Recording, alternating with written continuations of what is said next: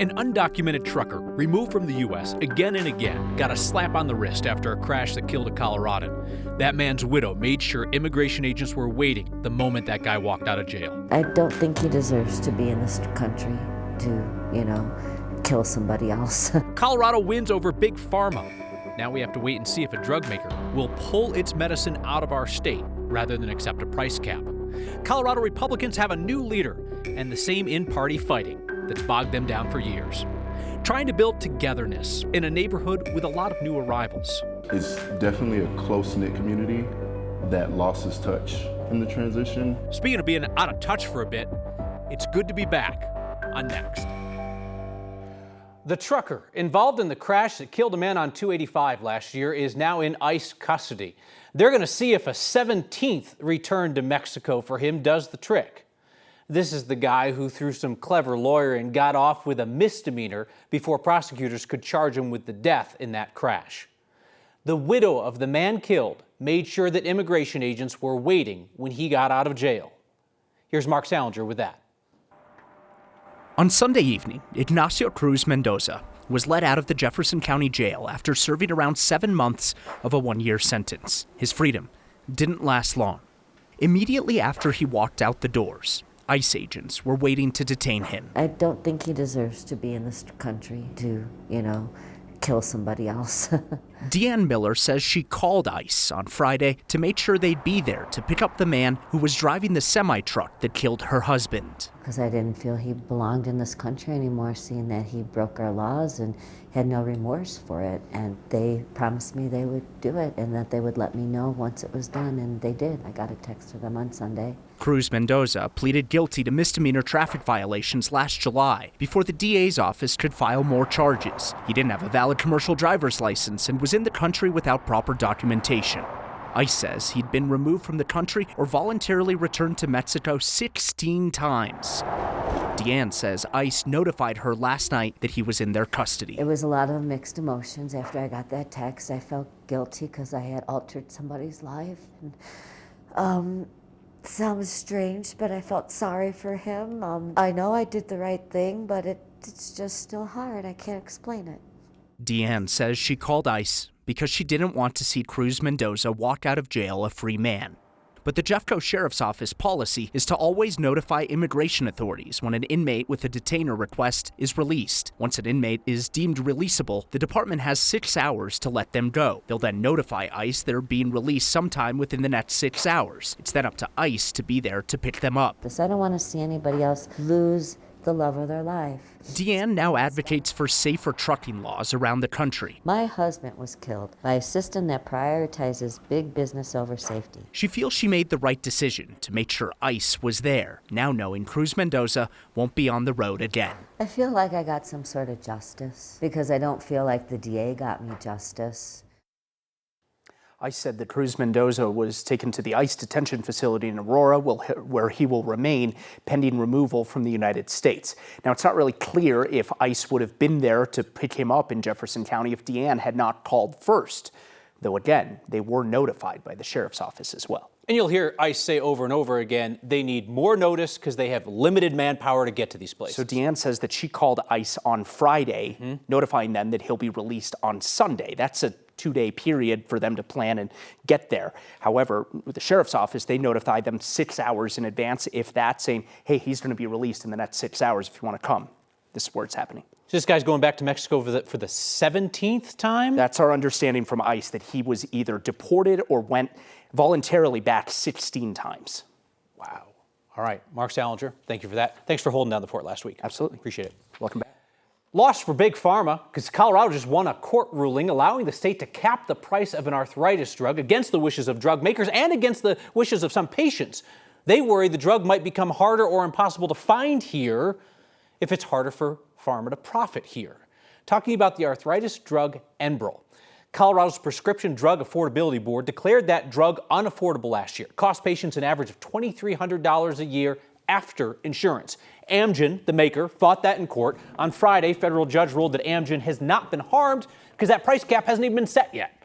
Colorado's board will start that process later in the year, and it might eventually decide against a price cap.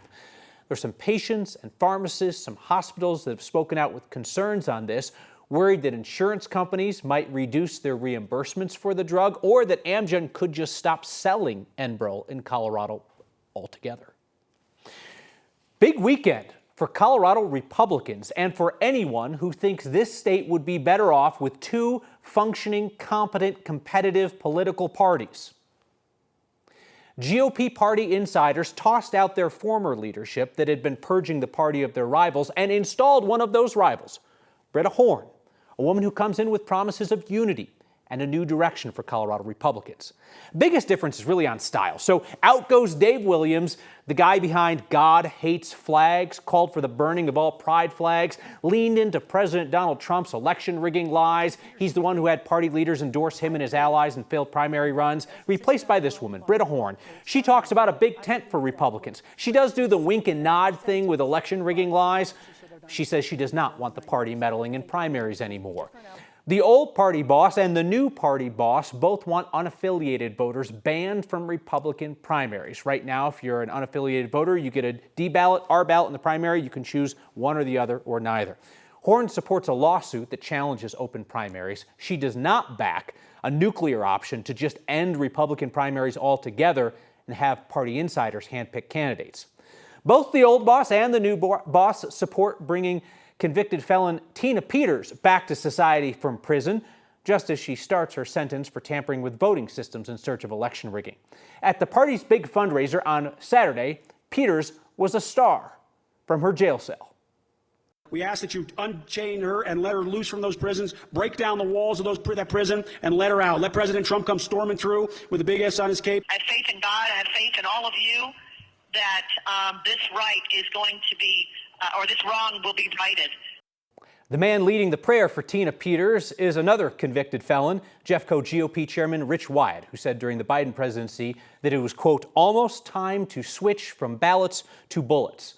Tina Peters was the lead-in at the big show to the Republican Party's featured speaker, MAGA strategist Steve Bannon, who recently joined calls by Colorado Republicans for the Trump administration to withhold funding from Colorado in order to blackmail the state into turning Peters loose.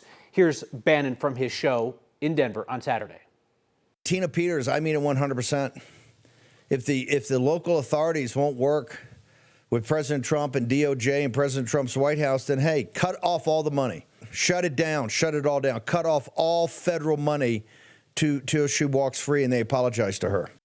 Newly elected GOP Chair Britta Horn told me this month she disagrees with that approach, and she wants Peters' legal appeals to play out without federal interference. So Colorado Republicans have their new leader, yet their rift remains.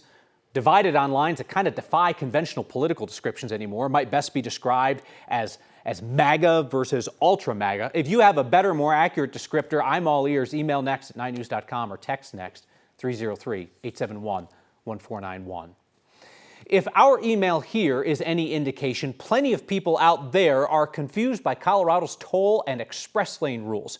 You get one of those $75 tickets for crossing the lane, and you're probably SOL unless you're an attorney.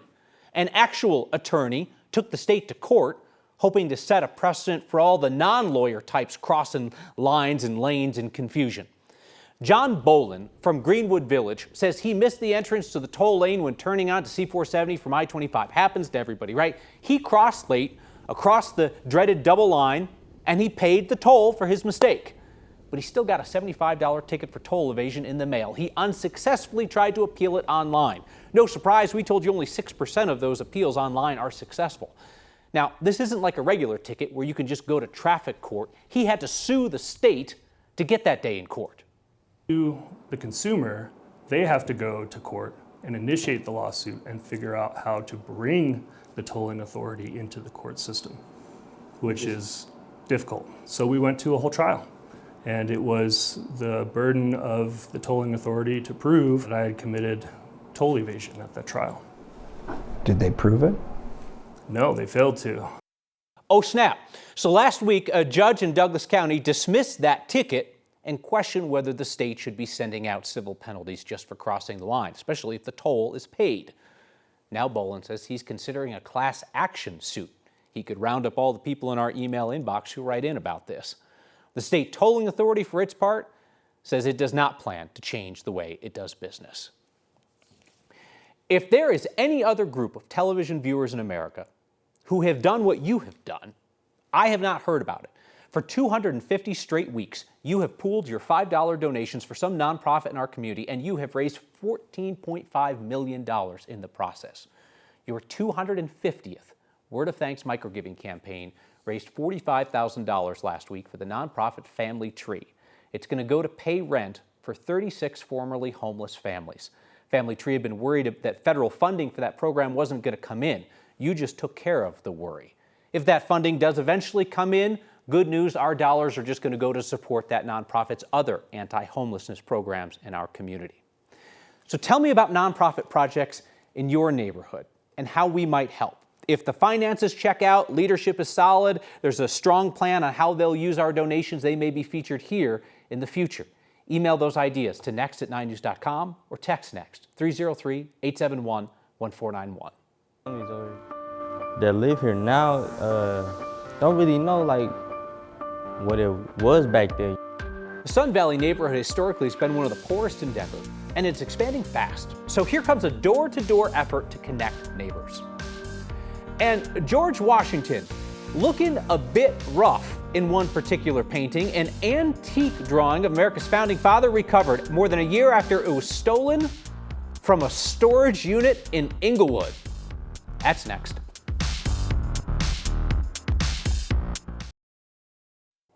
Inglewood police say that they have recovered a stolen 200-year-old painting of George Washington, an early 1800s portrait stolen last January out of a storage unit on South Santa Fe Drive. It's a copy of the same painting that's on the $1 bill.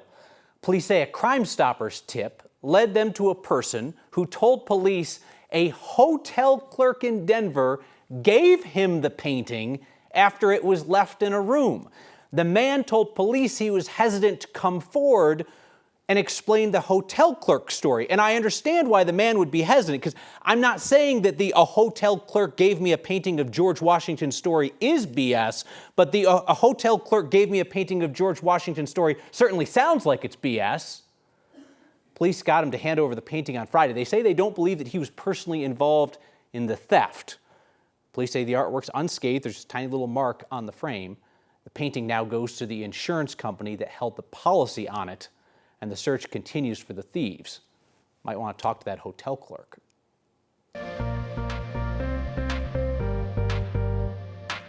We're going to welcome in the month of April with a cool, unsettled weather pattern and a series of storms that will bring not only a chance of rain to Denver, but snow, and just in time for our Rockies home opener.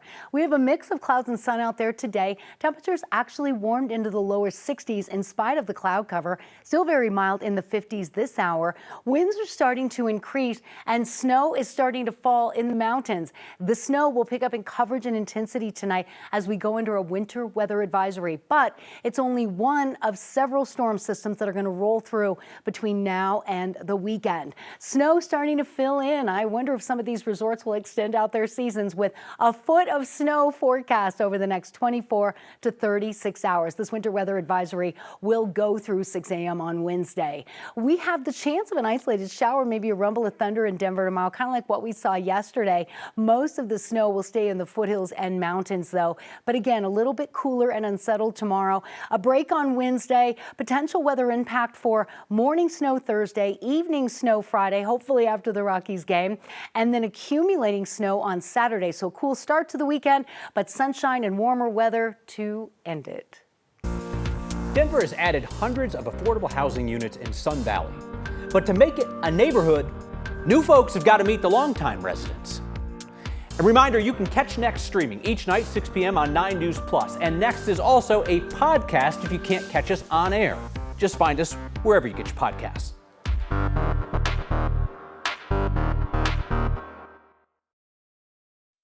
You could forgive folks in Sun Valley if they looked around recently and said, this place looks a lot different than it did a few years ago. New faces, new places to live in that part of Denver. Our Angeline McCall looks at what's being done to weave people together as neighbors. I hope that it truly changes the trajectory of this community. In a neighborhood still being rebuilt, the people here know the foundation is what's most important. Should I use this one on profit? Yeah. In the heart of Sun Valley, So we're trying to make the most out of it, trying to give back to the people. Isaac Gomez with the team from the Sun Valley Youth Center is doing outreach at the buildings. Taking care of the Sun Valley community, man. Buildings that once looked so different. Denver Housing Authority tore down the original affordable housing, building new units that have come with new families. We lose something when we're moving all the time, and I think a lot of families in this community had to move, whether it's for safety or for cost. Curtis Bryant knows change can't happen without time. It's definitely a close-knit community that lost its touch in the transition, and they're fighting to get that back. We heard from a lot of community members about security struggles, about food struggles, about things that they wanted to see happen to bring more positivity to the community. It's why the Sun Valley Youth Team decided to do this outreach 4 times a week. Would you like some free nachos? At 4 different DHA buildings in Sun Valley. People like it cheesy. We like talking to people. Sometimes we'll have a group of people just chilling with us and telling us like what's going on in the apartment complexes. And we like to listen because we could also voice what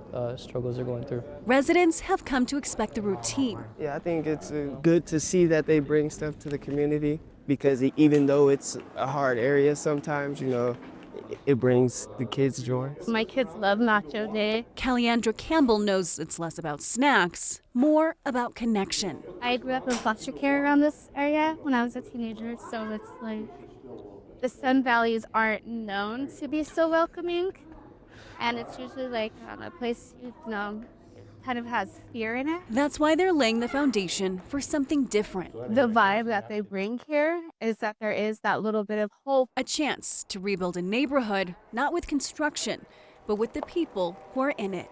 It's definitely a good start to maybe a new neighborhood. In 2016, DHA received a $30 million federal grant to invest in the Sun Valley neighborhood and develop some of these new housing units. Before these changes, the units were more like row homes. There were about 300 of them, a little more than that. DHA developed a plan to construct 750 units and more of apartment-style buildings, as you saw there, so doubling the size, Kyle, of subsidized housing available in the neighborhood. And just a reminder, Angelina, that like pride of place and true neighborhood feeling exists all over the city, right? Sun Valley is a neighborhood that we do not talk about very often, but it's a place where a lot of people have roots that go back quite a ways and they have strong connections. So many strong connections. In fact, we talked with a young person. He was actually featured in the video. He's from Sun Valley, and he said that he kind of misses that feeling of walking around. He remembers as a kid playing in the neighborhood, and so they're just trying to get that feeling back for people. It's a really great story. Angelina McCall, thank you very much. We will be back with your feedback. Oh no! Oh, look, I go away for a week and you break yourself. Oh my goodness. All right, well, we have an injury on the cast and crew. We're back with feedback next. Feedback from Shirley, no vacation beard? Text. What's up, Kyle? Returning from vacation beardless? Puzzled, somebody texts. Yeah, I shaved this morning. You want some real talk? The boss doesn't like it. And I like my job, so, right, there's more important things to argue about.